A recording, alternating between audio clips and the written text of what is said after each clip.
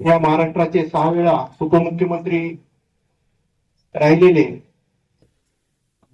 आपल्या कर्तृत्वाला कार्यानं एक नावलौकिक करणारे फक्त यांच्यात नाही तर शत्रूच्या मनात सुद्धा त्यांच्याबद्दल प्रेम आदरभाव होता. राजकारणामध्ये विरोधकांचा द्वेष करण्याची प्रवृत्ती असते, परंतु महाराष्ट्रातच नाही तर देशाच्या राजकारणामध्ये ज्यांचा द्वेष कमी केला गेला असेल आणि प्रेम जास्त केलं गेलं असेल असं लाडकं नेतृत्व म्हणजे अजितदादा पवार.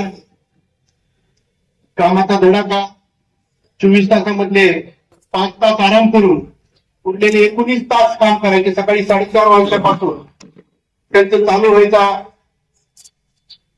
त्यांच्या कार्याचा आवाका पाहिला तर सभेतून जाता जाता असे निवेदन गोळा करत चालायचे आणि होत असेल काम तर हो म्हणायचं, नसेल होत तर नाही म्हणायचं. हा त्यांचा परखडपणा माणसाला झुलवत ठेवत नाहीत. राजकारणी माणसं माणसाला झुलवत ठेवतात, परंतु होत असेल काम तरच हो म्हणायचं, नसेल होत तर नाही म्हणायचं. हा त्यांचा स्वभाव,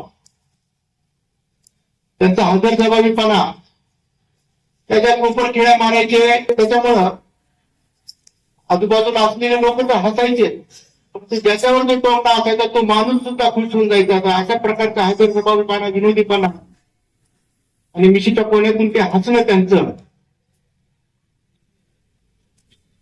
अजितदादा पवार हे काही हिंदुत्ववादीही नव्हते, पुरोगामीही नव्हते, कम्युनिस्टही नव्हते.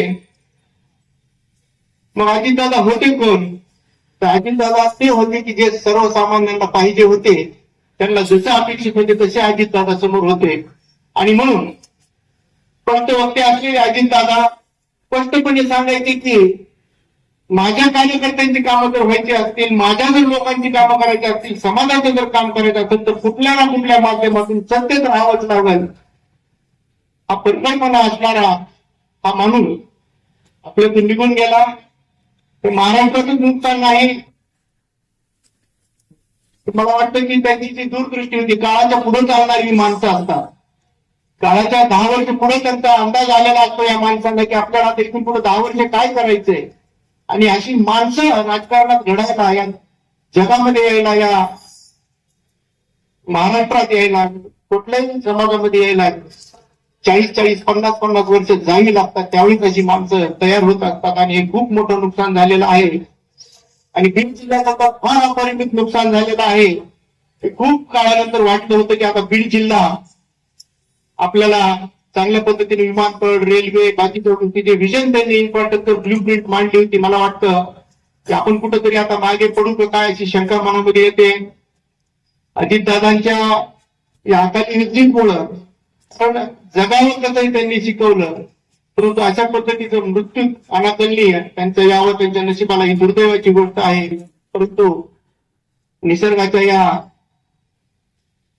निर्णयापुढे खूप सगळे हातबल आहोत आपण सर्वजण.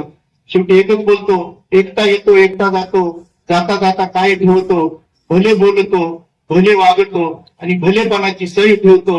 या भल्या माणसाला इंडियन मेडिकल असोसिएशन महाराष्ट्र राज्यातर्फे तसेच मराठी पत्रकार परिषदेच्या वैद्यकीय कक्ष प्रमुख महाराष्ट्र राज्याचा म्हणून श्रद्धांजली अर्पण करतो.